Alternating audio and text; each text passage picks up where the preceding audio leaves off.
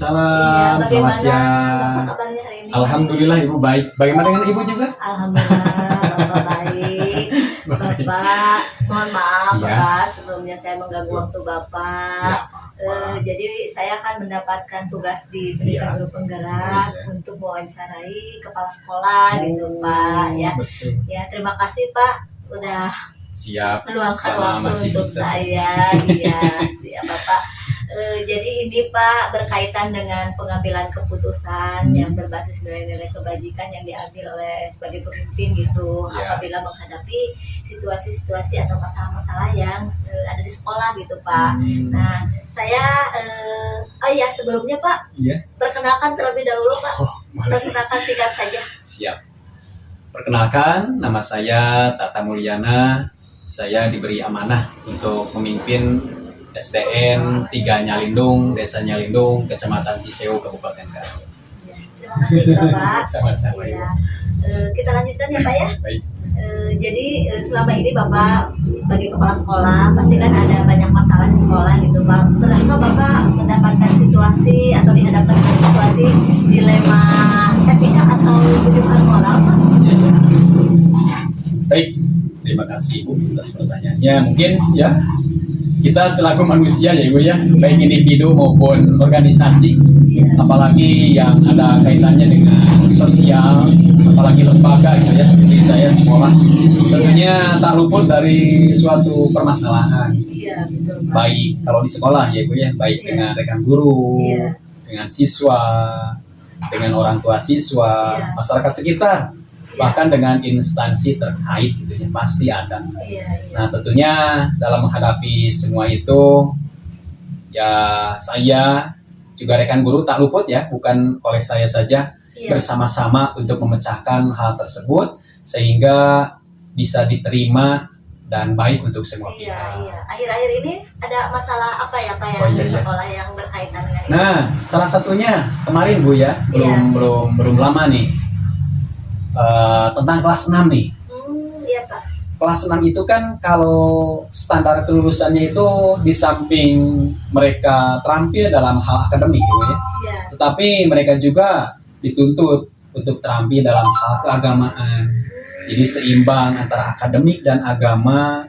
Siswa kelas 6 itu lulus Iya. dari SD saya, ya Iya. SD kami di sini Iya. harus terampil baik dalam keagamaannya Iya. maupun akademiknya. Iya, iya. Ternyata masuk ke semester 2 Iya.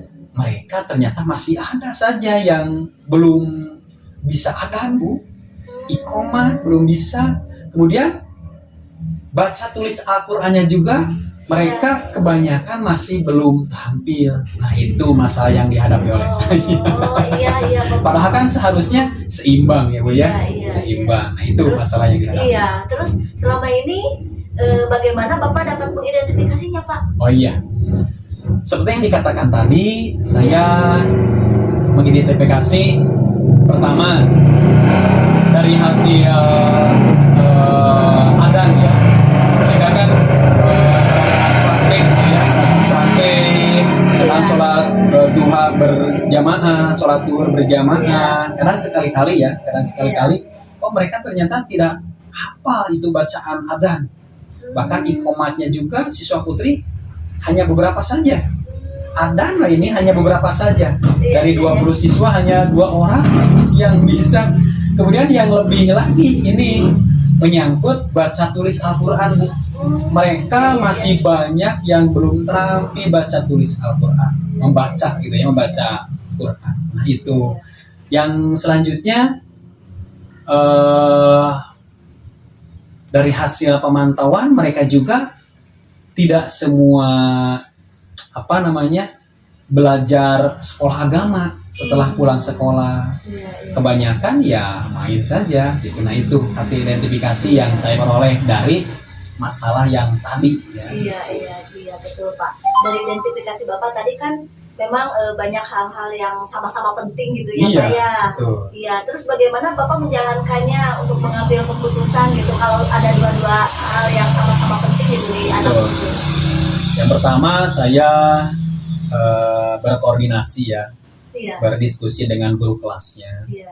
Yang kedua dengan guru agama, dengan guru Iya. PAI karena beliau yang paling berkontribusi dalam Iya. masalah agama.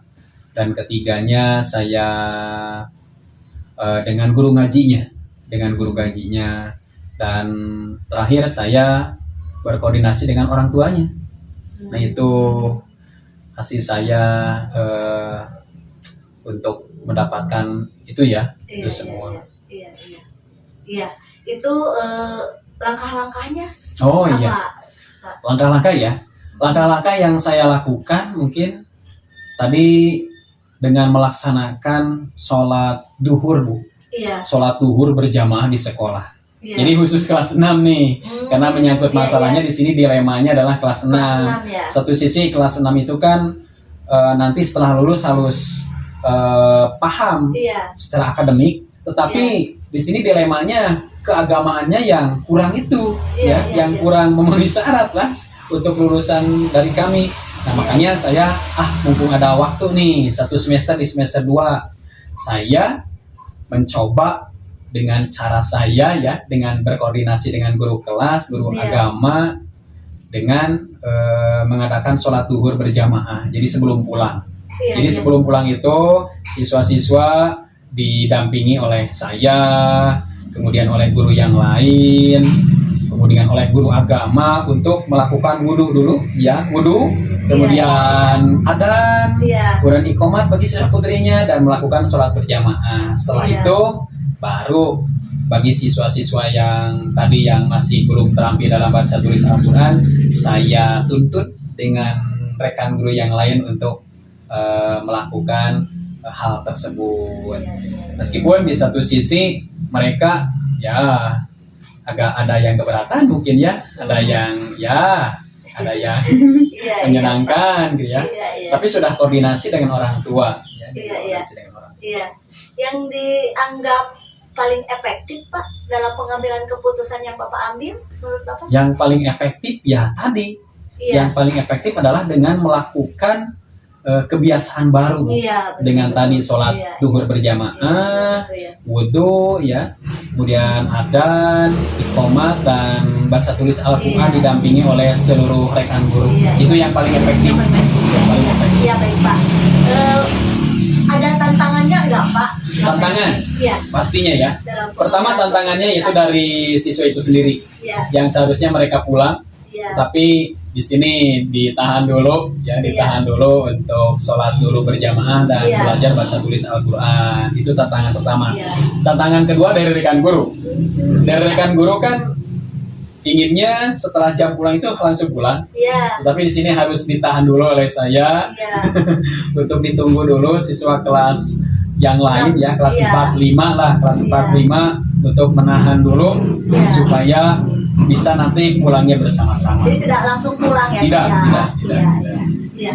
Baik, Bapak. Bapak ketika mengambil keputusan itu Bapak punya tata kala sendiri gitu atau jadwal tertentu, Oh. atau apakah Bapak langsung menyelesaikannya di tempat atau memiliki sebuah jadwal untuk menyelesaikannya? Oh, iya. Bentuk atau prosedurnya seperti apa yang Bapak Tentunya jalankan? ini situasional ya Bu ya. Iya. Ada kalanya mungkin harus segera cepat diselesaikan pada saat itu tergantung masalahnya. Tetapi Betul. jika menyangkut pihak-pihak tertentu, ini tentunya harus diskusi dulu, Iya. harus bermusyawarah dulu. Nah, berkaitan dengan masalah yang tadi, ini kan menyangkut beberapa pihak Bu ya. Iya. Saya harus berkoordinasi dulu, berdiskusi dengan guru, rekan Iya, guru, betul. dengan guru agama, Iya. dengan kesepakatan keyakinan kelas dengan siswa, ya. Iya. Kemudian juga dengan orang tua di sini.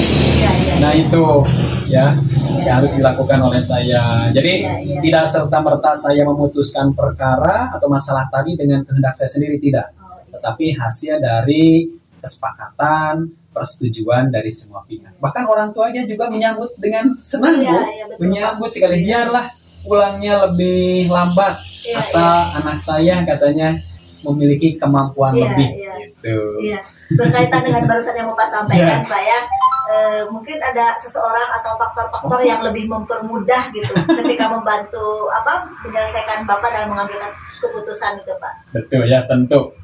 Saya dalam menjalankan segala kebijakan, keputusan, atau kegiatan itu tidak oleh hasil keputusan saya sendiri. Iya. Tetapi ada pihak-pihak yang membantu yang selalu mendampingi saya. Di antaranya Iya. yaitu rekan guru pastinya. Iya, iya betul. Rekan guru. Iya. Karena saya di sini dalam menjalankan segala sesuatu pasti dengan rekan guru. Iya. Kemudian dengan orang tua. Dengan betul, orang betul, tua Pak. Iya, iya. dalam setiap rapat saya suka mengutarakan kepada mereka kebijakan-kebijakan, Iya. ya keputusan-keputusan itu setelah mereka sepakati, disetujui ya saya dijalankan dengan penuh tanggung jawab. Iya, Gitu. iya hebat betul ya Pak ya, betul ya Bang, tidak bisa sendiri gitu ya Pak Iya. ya, ada pihak-pihak Pasti tertentu. dengan hasil Iya. musyawarah. Iya. Pertanyaan terakhir nih Pak. Iya, Iya.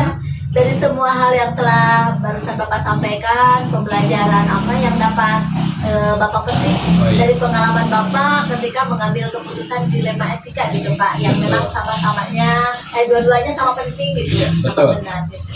Betul. Yang saya dapatkan pelajaran dari masalah-masalah yang saya hadapi ya, Iya. terutama yang masalah barusan adalah bahwa dalam setiap masalah yang kita hadapi tentunya kita tidak boleh memutuskan sepihak ya. Iya betul. Jangan mentang-mentang seorang pemimpin tidak harus ya, Otoriter gitu ya. tidak, kayaknya hindari untuk memutuskan perkara sesuai kehendaknya sendiri. Iya. Tetapi harus ada pihak-pihak lain yang harus ikut bermusyawarah dan memutuskan perkara tersebut sehingga hasilnya akan diterima dan dijalankan dengan penuh rasa tanggung jawab dan dengan senang hati tentunya. Dan hasilnya pun berdampak sangat baik untuk semua pihak. Iya. Terutama dalam hal ini adalah berpihak pada siswa tentunya, Iya Bu, ya. betul Bapak-bapak, jadi memang tadi udah ini ya nilai-nilai kebajikan yang tadi Iya. ditambahkan sama Bapak gitu. Betul, gitu. Iya. Ya Bapak, terima kasih ya udah meluangkan waktunya, udah Tidak cukup, apa-apa, pertanyaannya Ibu. udah banyak, Terima ngobrol-ngobrolnya kasih, udah sama-sama. banyak. Ya, terima kasih, semoga Bapak juga menjadi inspirasi buat saya. Amin. Juga semoga sukses Bapak Amin, di amin. SD Terima kasih. anaknya. Terima kasih. Ya, terima kasih Bapak. Ya, Assalamualaikum Pak. Waalaikumsalam warahmatullahi Bapak gimana kabarnya hari ini Pak? Alhamdulillah Iya. baik. Bapak maaf ya Pak, ini ada tugas dari PGP. Jadi harus wawancara dengan kepala sekolah. Bapak sebagai kepala sekolah, mohon waktunya Bapak ada sedikit ya wawancara untuk dan analisis. Ya, selama ini Bapak sebagai kepala sekolah, bagaimana Bapak dapat mengidentifikasi kasus-kasus yang merupakan dilema etika atau bujukan moral, Pak? Ya, saya bisa mengidentifikasi itu di mana ketika saya sebelum mengambil keputusan kita berbicara dengan rekan-rekan tentang tipe masalah seperti yang dihadapi. Jadi nanti kita ada masukan dari rekan-rekan seperti apa masalah ini, apa yang harus saya lakukan. Iya. Terus bagaimana Bapak menjalankan pengambilan keputusan di sekolah Bapak, terutama untuk kasus-kasus di mana ada dua kepentingan yang sama-sama benar atau sama-sama mengandung nilai kebajikan, Pak? Ya, memang sesuatu yang dilema ya ketika harus mengambil keputusan pada dua posisi yang sama-sama benar dan sama-sama penting. Namun saya selalu berkonsultasi, yang pertama dengan KCD selaku atasan langsung, kedua dengan MKKS selaku forum komunikasi kepala sekolah, tiga juga saya di sini mempunyai tim manajemen di sekolah yang akan membantu saya dalam memberikan masukan atau informasi tentang keputusan itu. Iya, baik Pak. Terus ini Pak, langkah-langkah atau prosedur seperti apa yang biasa Bapak lakukan Pak selama ini? Ya, langkah-langkahnya adalah saya melihat urgensi dari masalah itu, mana yang lebih penting, mana yang bisa ditinggalkan. Iya, baik Pak. Terus pengen tahu nih Pak, hal-hal apa saja yang selama ini Bapak anggap efektif dalam pengambilan keputusan pada kasus-kasus dilema etika itu?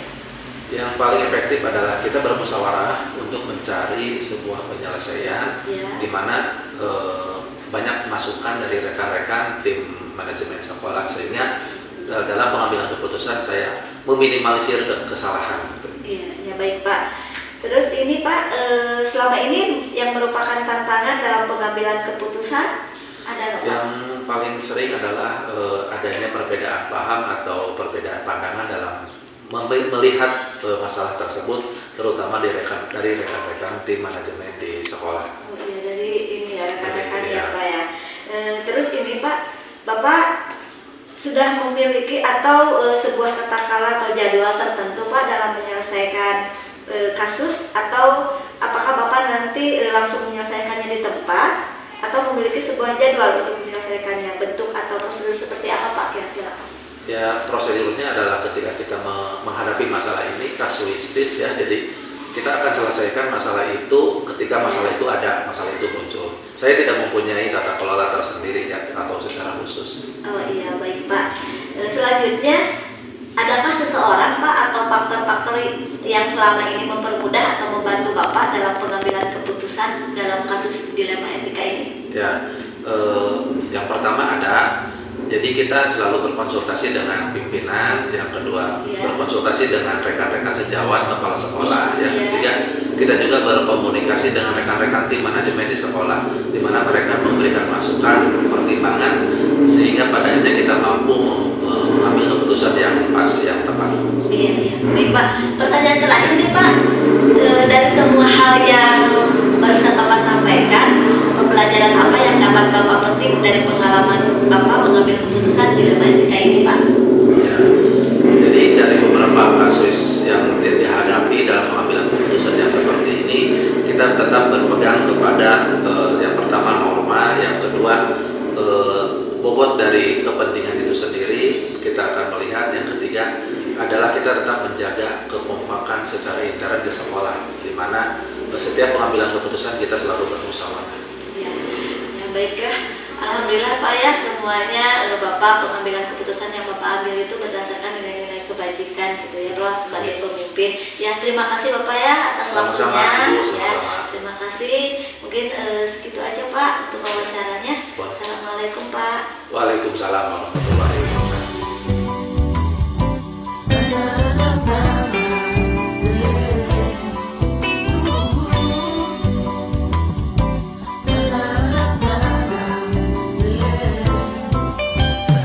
Sang mentari, secerah sang pelangi, sambutlah kami, sang pengubah negeri. Guru bergerak pasti, berbagi dan mengabdi, religi dan mandiri, solusi untuk negeri.